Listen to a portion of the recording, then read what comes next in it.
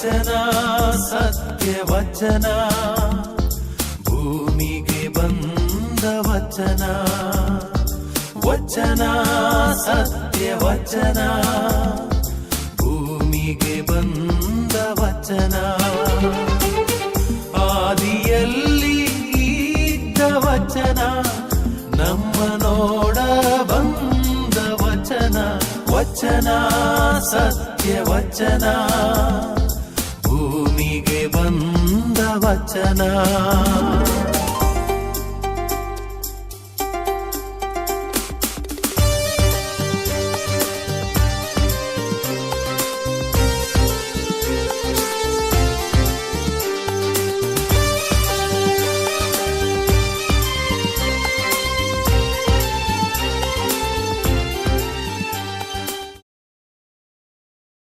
ಪ್ರಿಯರೇ, ವಚನಾಮೃತ ಕಾರ್ಯಕ್ರಮಕ್ಕೆ ನಿಮ್ಮೆಲ್ಲರನ್ನು ಸ್ವಾಗತಿಸುತ್ತೇನೆ. ಈ ದಿನದ ದೇವರ ವಾಕ್ಯವನ್ನು ಆಲಿಸುತ್ತಾ ನಾವು ಧ್ಯಾನ ಮಾಡೋಣ. ಮೊದಲಿಗೆ ನಾವು ದೇವರ ವಾಕ್ಯವನ್ನು ಆಲಿಸುವ. ಸಂತ ಮಾರ್ಕನು ಬರೆದ ಸುವಾರ್ತೆ ಅಧ್ಯಾಯ 15 ವಾಕ್ಯ 21ರಿಂದ 32 ತನಕ.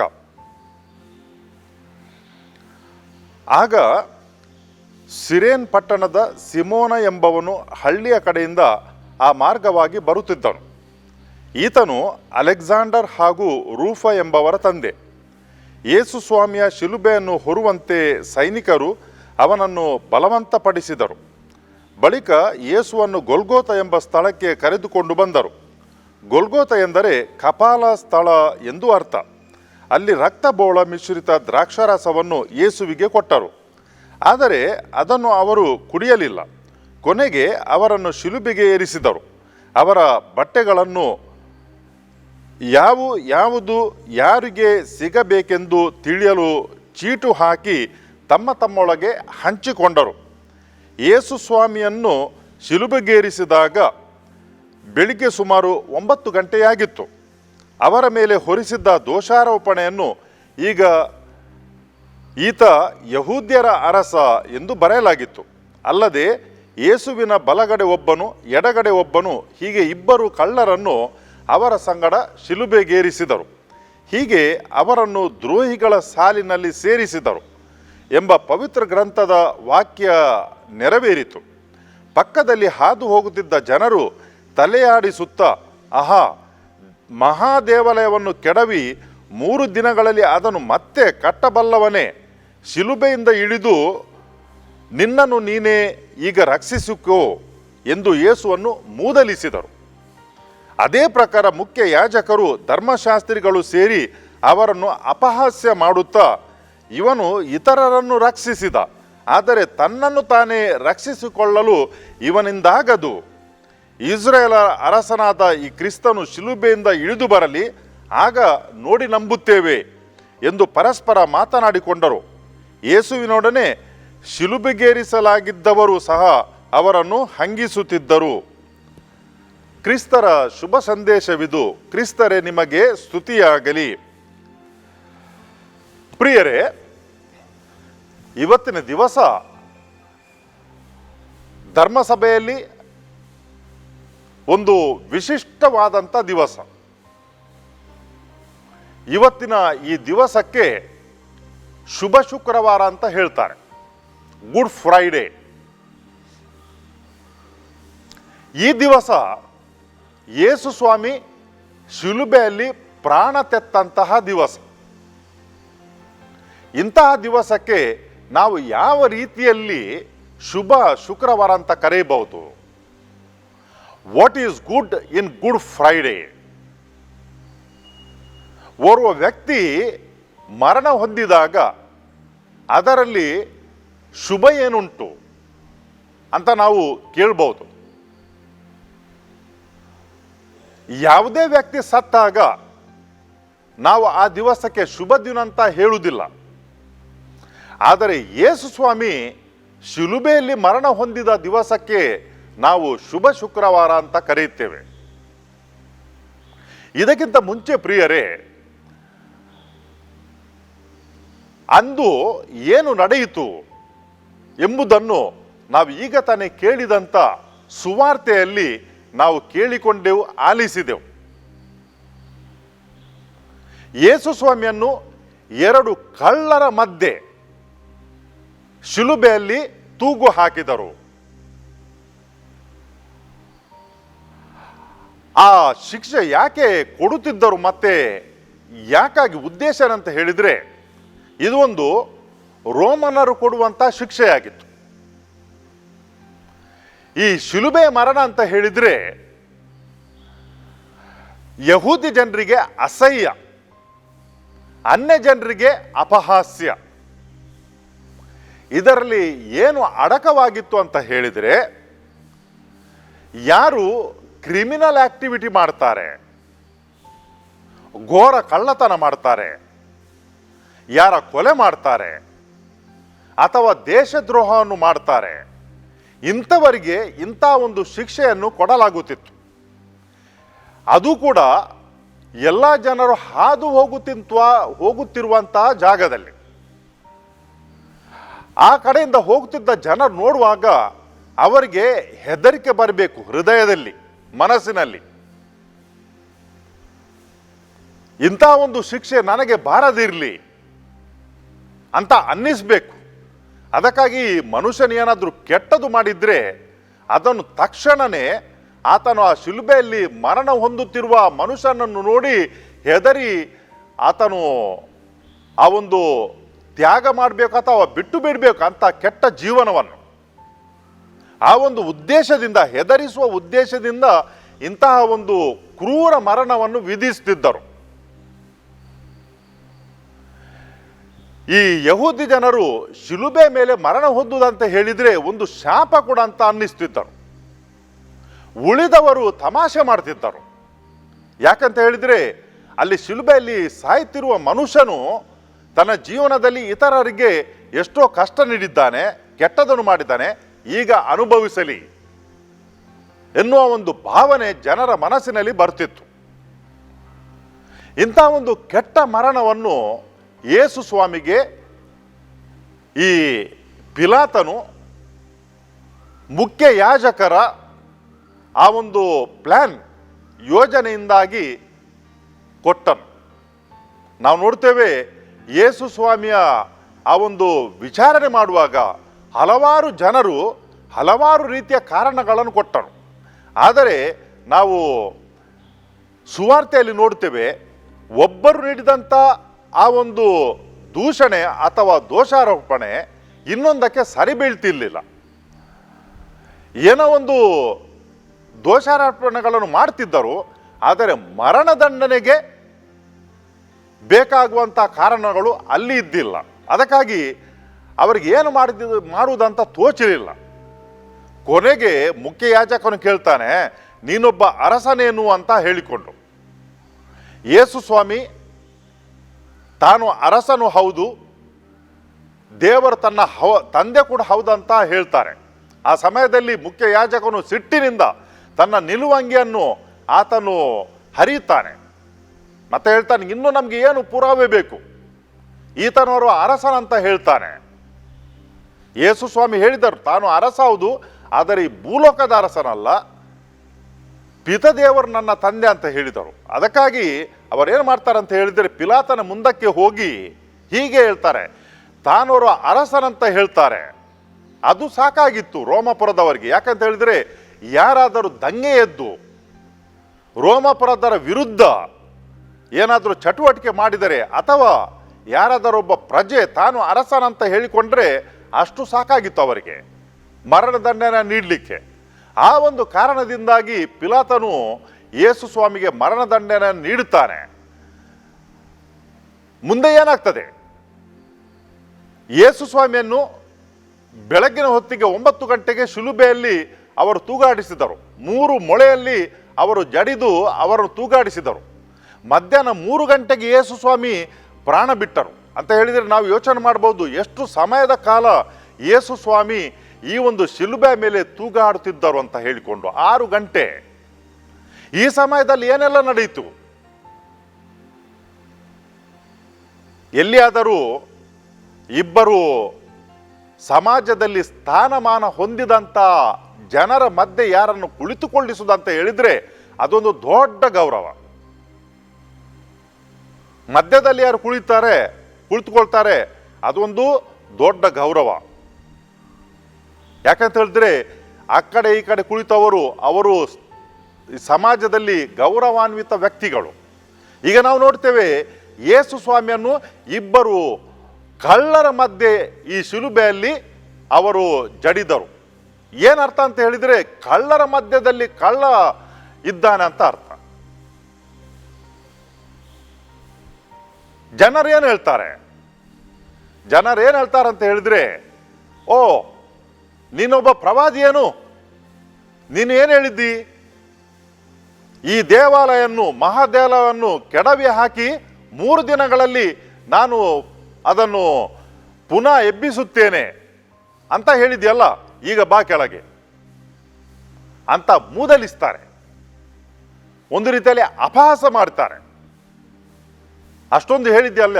ಕೆಲವು ಬಾರಿ ನಾವು ಕೂಡ ನಮ್ಮ ಒಳಗೆ ಹೀಗೆ ತಮಾಷೆ ಮಾಡ್ತೇವೆ. ಎಲ್ಲಿಯಾದರೂ ಏನಾದರೂ ಒಬ್ಬರು ಹೇಳಿದರೆ ಅದು ನಡೆಯದಿದ್ದರೆ ಮತ್ತೆ ಏನು ಮಾಡ್ತೇವೆ ಅಂತ ಹೇಳಿದ್ರೆ ಆ ಮಾತುಗಳನ್ನು ಹೆಕ್ಕಿ ಆ ವ್ಯಕ್ತಿಗೆ ಪುನಃ ಹೇಳ್ತೇವೆ, ತಮಾಷೆ ಮಾಡೋದು. ಅದು ಕೇಳುವಾಗ ತುಂಬ ಅಸಹ್ಯ ಆಗ್ತದೆ. ಹೇಳಿದ್ದೆ ನಾನು ಹೌದು, ಆದರೆ ಈಗ ನಡೆಯಲಿಲ್ಲ. ಅದೇ ವಾಕ್ಯಗಳು ಅಥವಾ ಶಬ್ದಗಳು ವಾಪಸ್ ಬರ್ತವೆ, ತಾನು ನುಂಗ್ಬೇಕದನ್ನು. ಭಾರಿ ಕಷ್ಟ ಆಗ್ತದೆ. ಈಗ ಜನರೇನು ಮಾಡ್ತಾರೆ ಅಂತ ಹೇಳಿದ್ರೆ ಆ ಕಡೆ ಈ ಕಡೆ ಹೋಗುವವರು ಯೇಸು ಸ್ವಾಮಿಯನ್ನು ಈ ರೀತಿಯಾಗಿ ಹೀಯಾಳಿಸುತ್ತಾರೆ. ಮಹಾದೇವಾಲಯವನ್ನು ಕೆಡವಿ ಹಾಕಿ 3 ದಿನಗಳಲ್ಲಿ ನಾನದನ್ನು ಪುನಃ ಅದನ್ನು ವಾಪಸ್ ತರುತ್ತೇನೆ ಅಂತ ಹೇಳಿದ್ಯಲ್ಲ, ಈಗ ಬಾ, ಇಳಿದು ಬಾ ಅಂತ ಅವರು ತಮಾಷೆ ಮಾಡುವುದನ್ನು ನಾವು ನೋಡುತ್ತೇವೆ. ಅದರ ಜೊತೆಗೆ ಇನ್ನೊಂದು ಬಹುಮುಖ್ಯ ವಾಕ್ಯ ಇಲ್ಲಿ ಉಂಟು. ಅದು ಯಾರು ಹೇಳಿದ ಅಂತ ಹೇಳಿದ್ರೆ ಮುಖ್ಯ ಯಾಜಕರು ಹೇಳ್ತಾರೆ. ಏನು ಹೇಳ್ತಾರೆ? ಇವನು ಇತರರನ್ನು ರಕ್ಷಿಸಿದ, ಆದರೆ ತನ್ನನ್ನು ತಾನೇ ರಕ್ಷಿಸಿಕೊಳ್ಳಲು ಇವನಿಂದ ಆಗದು. ಪ್ರಿಯರೇ, ಯೇಸು ಸ್ವಾಮಿಯ ಮರಣದ ಗುಟ್ಟು ಇಲ್ಲಿ ಅಡಗಿ ಉಂಟು. ಮುಖ್ಯ ಯಾಜಕರು ಯಾವ ರೀತಿಯಲ್ಲಿ ಹೇಳಿದ್ದಾರೆ ಅಂತ ಹೇಳಿದ್ರೆ, ಇವನೇನು ದೊಡ್ಡ ದೊಡ್ಡ ಕೆಲಸಗಳನ್ನು ಮಾಡಿದನು ಇತರರ ಮುಂದೆ, ಈಗ ತನಗೇ ಆ ಕಷ್ಟ ಬರುವಾಗ ಇವನಿಗೆ ಏನು ಕೂಡ ಮಾಡಲಿಕ್ಕೆ ಆಗುವುದಿಲ್ಲ ಎಂಬ ಒಂದು ಅಪಹಾಸ್ಯದ ರೂಪದಲ್ಲಿ ಅದನ್ನು ಹೇಳಿದರು. ಚಾಲೆಂಜ್, ಪಂಥಾಹ್ವಾನ ನೀಡಿದರು. ನೀನು ಬೇರೆಯವರಿಗೆ ಗುಣಪಡಿಸಿದ್ಯಲ್ಲ, ಸತ್ತವರನ್ನು ಜೀವಂತವಾಗಿ ಎಬ್ಬಿಸಿದ್ಯಲ್ಲ, ನೋಡುವ ಈಗ ನೀನು ಮಾಡು, ಈಗ ನಿನ್ನನ್ನೇ ರಕ್ಷಿಸಿಕೊಳ್ಳು, ಶಿಲುಬೆಯಿಂದ ಕೆಳಗೆ ಬಾ, ಆಗ ನಾವು ನಂಬುತ್ತೇವೆ. ಈ ಮನುಷ್ಯರು ಯೇಸು ಸ್ವಾಮಿಯನ್ನು ಇದಕ್ಕಿಂತಲೂ ಮುಂಚೆ ಕೂಡ ಹೀಗೇನು ಮಾಡಿದ್ದರು. ನೀನೊಂದು ಸೂಚಕ ಕಾರ್ಯ ಮಾಡಿ ತೋರಿಸು, ನಾವು ನಿಮ್ಮನ್ನು ನಂಬುತ್ತೇವೆ ಅಂತ ಹೇಳಿಕೊಂಡು. ಯೇಸು ಸ್ವಾಮಿ ಮಾಡಲಿಲ್ಲ. ಯಾಕಂತ ಹೇಳಿದ್ರೆ ಯಾರಿಗೆ ನಂಬಲಿಕ್ಕೆ ಬೇಕೋ ಅವರಿಗೆ ಸಾಕಷ್ಟು ಪುರಾವೆಗಳಿದ್ದವು. ಯೇಸು ಸ್ವಾಮಿ ಮಾಡಿದಂಥ ಸೂಚಕ ಕಾರ್ಯಗಳು ಬೇಕಾದಷ್ಟು ಇದ್ದವು. ಅದಕ್ಕಾಗಿ ಈ ಮನುಷ್ಯರು ತಮಾಷೆಗೆ ಯೇಸು ಸ್ವಾಮಿಯನ್ನು ಹೀಗೆ ಕಿರುಕುಳ ಕೊಡುತ್ತಿದ್ದರು. ಯೇಸು ಸ್ವಾಮಿಗೆ ಸ್ಪಷ್ಟವಾಗಿ ತಿಳಿದಿತ್ತು, ಇಂಥ ಮನುಷ್ಯರಿಗೆ ಇನ್ನೊಂದು ಸೂಚಕ ಕಾರ್ಯ ಅಥವಾ ಇನ್ನು 100 ಸೂಚಕ ಕಾರ್ಯಗಳು ಮಾಡಿದರೂ ಕೂಡ ಈ ಮನುಷ್ಯರು ಅವರು ಪರಿವರ್ತನೆಗೊಳ್ಳುವುದಿಲ್ಲ. ಅವರು ಬಂಡೆಗಲ್ಲಿನ ಹಾಗೆ ಕಠಿಣ ಹೃದಯದವರು. ಎಷ್ಟು ಸೂಚಕ ಕಾರ್ಯಗಳನ್ನು ಮಾಡಿದರೂ ಕೂಡ ಅವರು ನಂಬುವವರಲ್ಲ. ಇನ್ನೊಂದೆಡೆಯಲ್ಲಿ ಜನರು, ಸಾಮಾನ್ಯ ಜನರು, ಅವರೇನು ದೊಡ್ಡ ಕಲಿತವರಲ್ಲ, ದೊಡ್ಡ ಹುದ್ದೆಯಲ್ಲಿ ಇದ್ದವರಲ್ಲ. ಆದರೆ ಯೇಸು ಸ್ವಾಮಿ ಕಲಿಸುವುದನ್ನು ಕೇಳಲಿಕ್ಕೆ ಬರ್ತಿದ್ದರು. ಜೊತೆಗೆ ಇಂಥ ಸೂಚಕ ಕಾರ್ಯಗಳು ನಡೀತಿರುವಾಗ ಅವರು ಒಳಿತನ್ನು ಹೇಳುತ್ತಿದ್ದರು. ಈ ಮನುಷ್ಯನು ಮಾತನಾಡಿದಾಗೆ ಬೇರೆ ಯಾರು ಕೂಡ ಮಾತನಾಡಲಿಲ್ಲ. ಈತನು ಇತರನ್ನು ಗುಣಪಡಿಸ್ತಾನೆ, ಮತ್ತೆ ಈ ಕೆಟ್ಟ ಶಕ್ತಿಗಳು, ದುಷ್ಟ ಶಕ್ತಿಗಳು ಕೂಡ ಈತನಿಗೆ ಅವು ವಿಧೇಯರಾಗುತ್ತವೆ ಅಂತ ಜನರು ಹೇಳ್ತಿದ್ದರು. ಆದರೆ ಈ ಒಂದು ಸತ್ಯವನ್ನು ಒಪ್ಪಿಕೊಳ್ಳಲಿಕ್ಕೆ ಈ ವರ್ಗದ ಜನರಿಗೆ, ಯಾರು ತಾವು ಸತ್ಪುರುಷರು ಅಂತ ಅನಿಸಿಕೊಳ್ಳುತ್ತಿದ್ದರು, ಯಾರು ತಾವು ಮುಖ್ಯ ಯಾಜಕರಂತ ಹೇಳಿಕೊಳ್ಳುತ್ತಿದ್ದರು, ಅವರಿಗೆ ಅದು ದಕ್ಕಿ ಬರಲಿಲ್ಲ.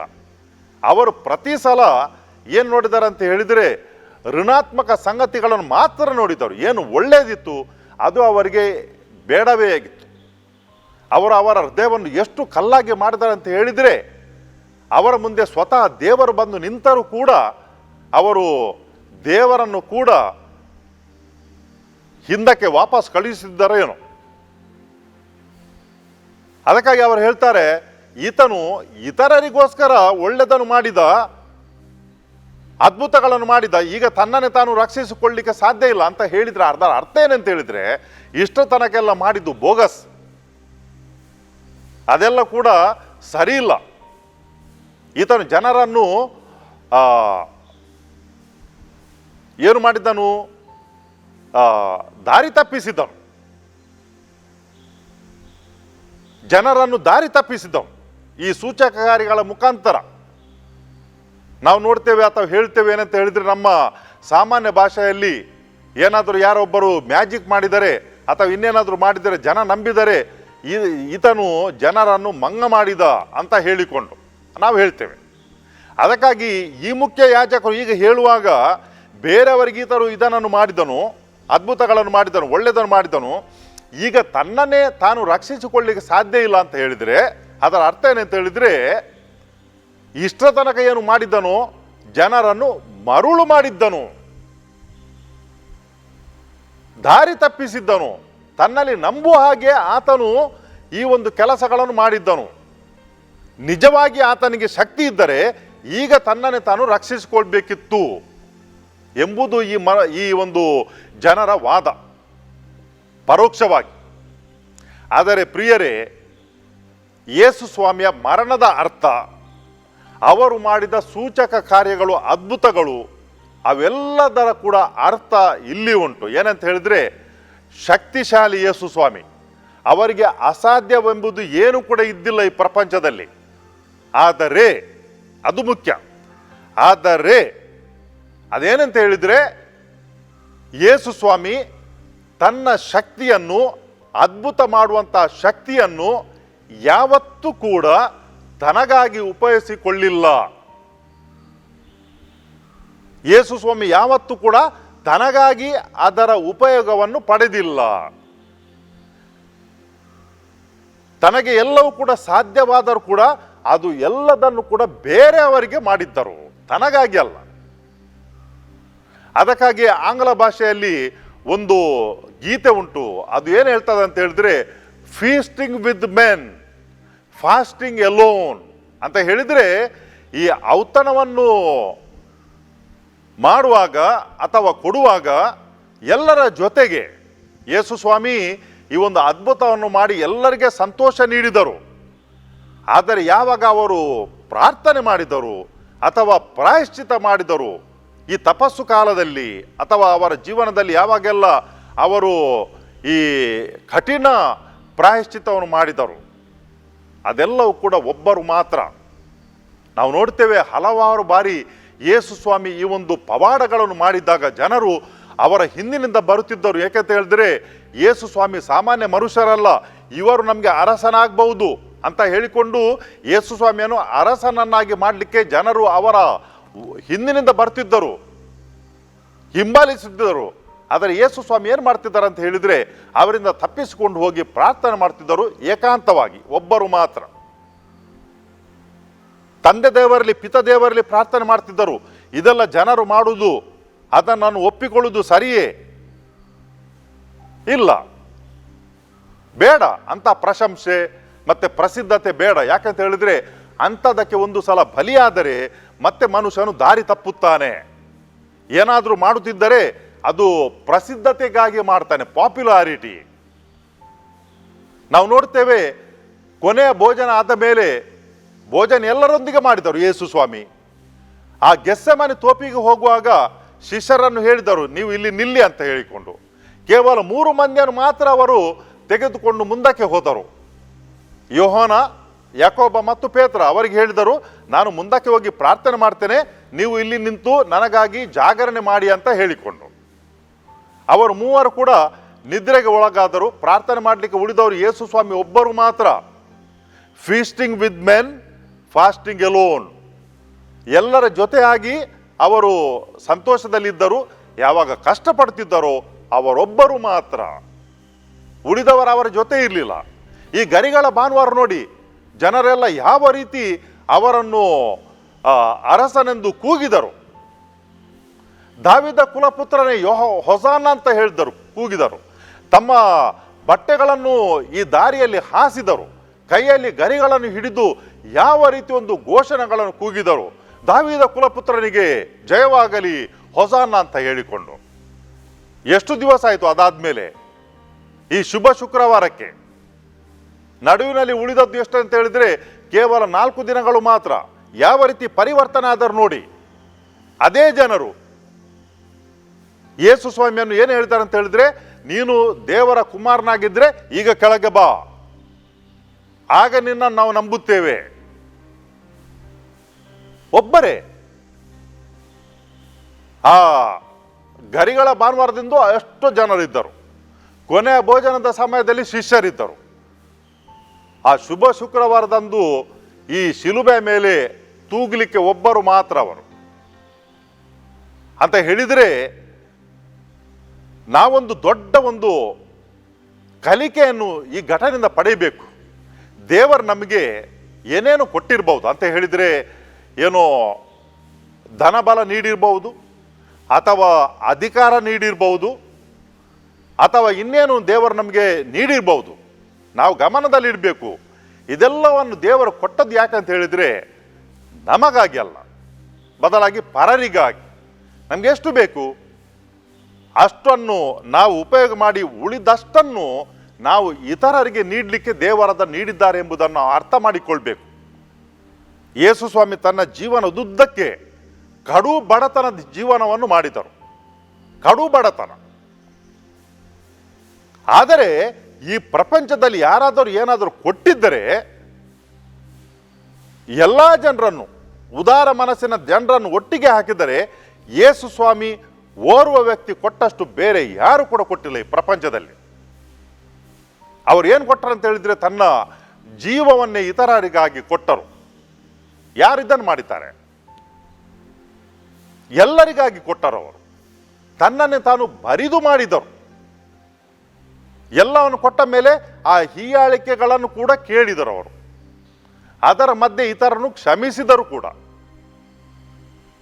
ಪ್ರಿಯರೇ, ಕೆಲವು ಬಾರಿ ನಾವೇನು ಮಾಡ್ತೇವೆ ಅಂತ ಹೇಳಿದರೆ, ನಮ್ಮಲ್ಲಿ ಉಂಟು, ಕೊಡ್ತೇವೆ ಸರಿ. ಪ್ರತ್ಯೇಕವಾಗಿ ನಮ್ಮ ಧರ್ಮಸಭೆಯಲ್ಲಿ ಅದೊಂದು ಒಳ್ಳೆಯ ಸಂಪ್ರದಾಯ ಉಂಟು. ಏನಂತ ಹೇಳಿದರೆ, ತಮ್ಮಲ್ಲಿ ಇರುವುದನ್ನು ಇತರರಿಗೆ ಕೊಡುವಂಥದ್ದು ಅಥವಾ ದಾನವಾಗಿ ನೀಡುವಂಥದ್ದು, ದೇವರಿಗೆ ಮಹಿಮೆ ಆಗಲಿ. ಈ ಒಂದು ಒಳ್ಳೆಯ ಸಂಪ್ರದಾಯ ನಮ್ಮ ಮಧ್ಯೆ ಇದ್ದದಕ್ಕಾಗಿ ನಾವು ಇದನ್ನು ಕಲಿತಿದ್ದೇವೆ ಯೇಸು ಸ್ವಾಮಿಯಿಂದಾಗಿ. ನಮ್ಮ ಸುತ್ತಮುತ್ತ ಇನ್ನೂ ಕೂಡ ಜನರಿದ್ದಾರೆ, ಏನು ಮಾಡ್ತಾರೆ ಅಂತ ಹೇಳಿದ್ರೆ, ಅವರು ಸಂಪಾದಿಸ್ತಾರೆ ಸಂಪಾದಿಸ್ತಾರೆ ಸಂಪಾದಿಸ್ತಾರೆ. ಯಾರಿಗೇನು ಯಾರಿಗೇನು? ಯೂದನು ಕೂಡ ಒಂದು 30 ನಾಣ್ಯಗಳನ್ನು ಪಡೆದಿದ್ದನು ಗುರುದ್ರೋಹ ಮಾಡಿದ್ದಕ್ಕೆ. ಆದರೆ ಅದರಿಂದ ಒಂದೇ ಒಂದು ನಾಣ್ಯವನ್ನು ಆತನು ಉಪಯೋಗ ಮಾಡಲಿಕ್ಕೆ ಆತನಿಗೆ ಅದು ದಕ್ಕಲಿಲ್ಲ. ನಮಗೆ ಎಷ್ಟು ಬೇಕು ಅಷ್ಟನ್ನು ದೇವರು ಕೊಟ್ಟಿದ್ದಾರೆ, ಸಂತೋಷದಿಂದ ಇರಬಹುದು. ಆದರೆ ಯಾವಾಗ ಸ್ವಾರ್ಥ ಒಳಕ್ಕೆ ಬರ್ತದೆ, ಇವತ್ತಿಗೆಲ್ಲ ನಾಳೆಗೆ ನನಗೆ ಬೇಕಂತ ಯಾವಾಗ ಜಮಾಯಿಸಲಿಕ್ಕೆ ಜನರು ಪ್ರಯತ್ನ ಮಾಡ್ತಾರೆ, ಅಲ್ಲಿಗೆ ಆ ಒಳಿತಿನ ಅಂತ್ಯವೇ ಅಂತ ಹೇಳ್ಬೋದು. ನಾವು ನೋಡ್ತೇವೆ, ಈ ಹಳೆ ಒಡಂಬಡಿಕೆಯಲ್ಲಿ ಇಸ್ರಾಯೇಲ್ ಜನಾಂಗ ಆ ಮರುಭೂಮಿಯಲ್ಲಿ ಹೋಗುತ್ತಿರುವಾಗ ಅವರ ಹಸಿದಿದ್ದಾಗ ದೇವರು ಅವರಿಗೆ ಮಾನ್ನಾವನ್ನು ಕೊಟ್ಟರು. 6ನೇ ದಿನ ದೇವರು ಹೇಳಿದರು, 7ನೇ ದಿನಕ್ಕೆ ಬೇಕಾದಷ್ಟು ನೀವು ಅದನ್ನು ಸಂಪಾದಿಸಿ ಇಡಬಹುದು ಅಥವಾ ಶೇಖರಣೆ ಮಾಡಿ ಇಡಬಹುದು. ಅಲ್ಲದಿದ್ದರೆ ಪ್ರತಿ ದಿವಸ ಎಷ್ಟು ಬೇಕೋ ಅಷ್ಟು ಮಾತ್ರ. ಕೆಲವರು ಏನು ಮಾಡ್ತಾರೆ ಅಂತ ಹೇಳಿದರೆ, ಯಾವಾಗಲೂ ಕೂಡ ಯಾಕೆ ಹೆಕ್ಕುವುದು, ಯಾವಾಗಲೂ ಕೂಡ ಯಾಕೆ ಸಂಗ್ರಹಣೆ ಮಾಡುವುದು ಪ್ರತಿ ದಿವಸ, ಇವತ್ತೇ ಮಾಡಿ ಇಡುವ ನಾಳೆಗೆ ಮತ್ತು ನಾಡಿದಿಗೆ ಅಂತ ಹೇಳಿಕೊಂಡು. ಏನಾಯಿತು, ಅವರು ಯಾರು ಜಾಸ್ತಿಯಾಗಿ ಈ ಸಂಗ್ರಹಣೆ ಮಾಡಿ ಇಟ್ಟರೋ ಮರುದಿವಸ ಅದರಲ್ಲಿ ಹುಳಾಯಿತು, ತಿನ್ನಲಿಕ್ಕೆ ಆಗಲಿಲ್ಲ ಅವರಿಗೆ. ನಾವು ದೇವರ ಮಕ್ಕಳಾಗಿದ್ದರೆ ನಾವು ದೇವರಂತೆ ಬಾಳ್ಬೇಕು. ದೇವರು ಏನು ನಮ್ಮಿಂದ ಇಚ್ಛಿಸ್ತ ಅಂತ ಹೇಳಿದ್ರೆ, ಅನುದಿನದ ಆಹಾರವನ್ನು ನಾವು ಬೇಡಬೇಕು. ಜೀವನ ಪರ್ಯಂತಕ್ಕೆ ಬೇಕಾದಷ್ಟು ಇವತ್ತೇ ಕೊಡಂತ ಹಳ ಅಲ್ಲ. ಅದನ್ನೇ ಈ ಭೂಲೋಕಕ್ಕೆ ಬಂದಂಥ ದೇವರ ಕುಮಾರ ಯೇಸು ಸ್ವಾಮಿ ನಮಗೆ ತೋರಿಸಿಕೊಟ್ಟಿದ್ದಾರೆ. ನಾವು ಇರುವುದೇ ಇತರರಿಗೋಸ್ಕರ. ಅಂಥ ಒಂದು ಮನೋಭಾವ ಇದ್ದರೆ ಸ್ವರ್ಗವನ್ನು ಇಲ್ಲೇ ನಾವು ಕಾಣಬಹುದು. ಸತ್ತ ಮೇಲೆ ಏನು ಸ್ವರ್ಗ ಉಂಟೋ ಅದನ್ನು ಈ ಪ್ರಪಂಚದಲ್ಲೇ ನಾವು ಜೀವಿಸಬಹುದು, ಅನುಭವಿಸಬಹುದು ಅಂತ ಯೇಸು ಸ್ವಾಮಿ ನಮಗೆ ತೋರಿಸಿಕೊಟ್ಟಿದ್ದಾರೆ. ಈ ಮನುಷ್ಯರು ಏನು ಯೇಸು ಸ್ವಾಮಿಯನ್ನು ಮೂದಲಿಸಿದರು ಮತ್ತು ತೆಗಳಿದರು, ಅವರದ್ದು ನಿಜವಾಗಿಯೂ ನಾವು ಕನಿಕರ ಅಂತ ಹೇಳಬೇಕು.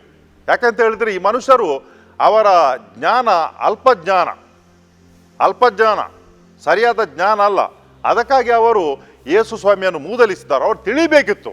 ಇಂತಹ ಸಂದರ್ಭದಲ್ಲಿ ಬೇರೆ ವ್ಯಕ್ತಿಗಳು ಈ ಶಿಲುಬೆ ಮೇಲೆ ತೂಗುತ್ತಿರುವಾಗ ಏನು ಮಾಡ್ತಿದ್ದರು?